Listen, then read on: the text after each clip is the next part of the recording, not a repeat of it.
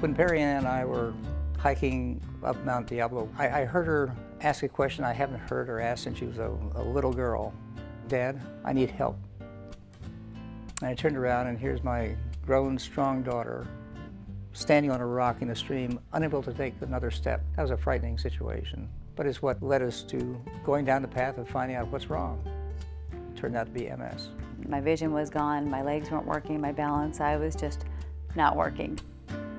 MS is an immune disease where the immune system attacks the myelin surrounding nerve cells in the nervous system, the brain and the spinal cord. The brain is the central computing unit of our bodies. So if the brain is malfunctioning, the whole body is at risk of malfunctioning. When Perry Ann and I went over to the MS clinic at UCSF, I remember the most appalling feeling as we got off the elevator, and I could feel Perry Ann next to me sort of stiffen up, because neither of us really knew much about MS, and we looked out into the waiting room of people in wheelchairs, people in walkers, people who were her age, who were obviously very incapacitated. Those first few months were very, very scary. I actually left for the Persian Gulf soon after she was diagnosed, and that's tough for young newlyweds to be apart for that long in the face of something that's so uncertain. My relationship with my parents has always been incredibly strong. Since the MS, just that much stronger because I had to move in with them. I was still in graduate school and I have exams to do and I can't use my eyes. My parents are reading the textbooks for me, which I can say is challenging when it's quantitative analysis. We just didn't know, would this be the way it would be forever?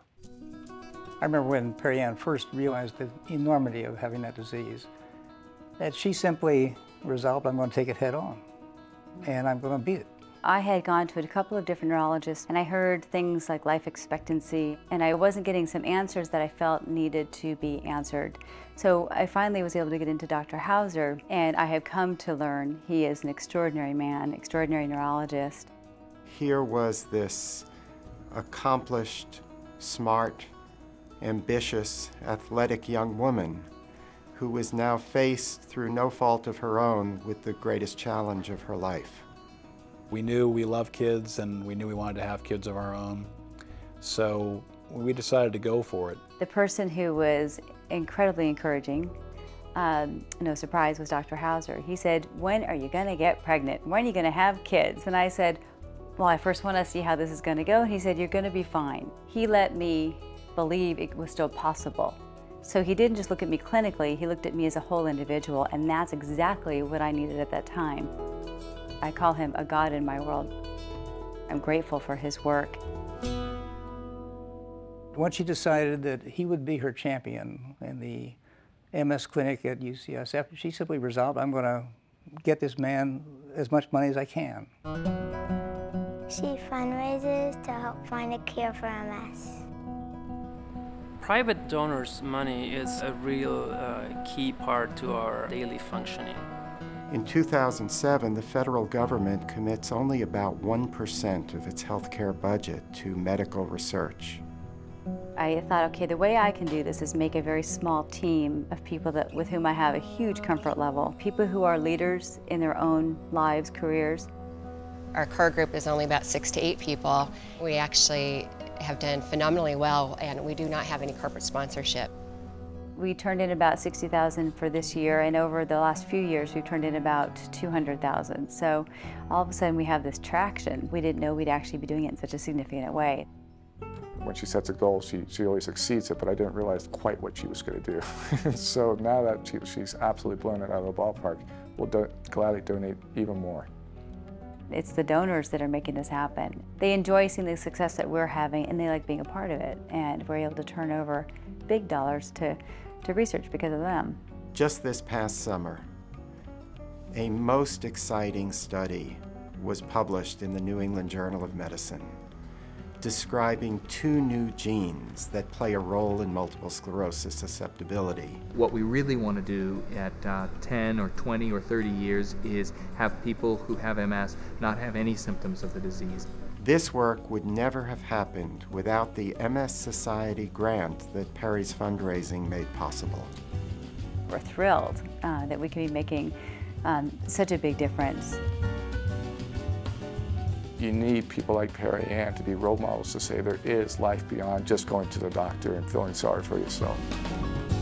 Perry Ann has given us huge strengths through this diagnosis of MS. I can say she's been my greatest teacher throughout this. She doesn't waste any time, she doesn't waste any energy.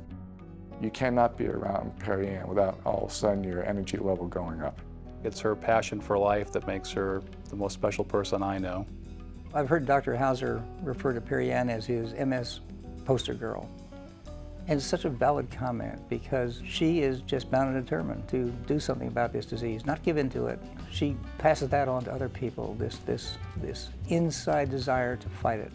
I am so blessed to have team members the way I do, to have family members behind me, to have doctors behind me and doing the research that he's doing. It can't get much better than the way I have it with this disease, I must say. I could not be more proud of this young woman. Could not be more proud. It's like having the flu once a week. Imagine that. She has a horrendous once a week shot. The whole family gets involved. They help with the shots. The actual injection's my job. And my brother and I help do wipes and bandages. We've been through many, many iterations of giving the shot, and she hates it every single time. And I remind her that that's the longest point in the week until her next injection. And she always laughs because she goes, phew, I have another week off until my next one.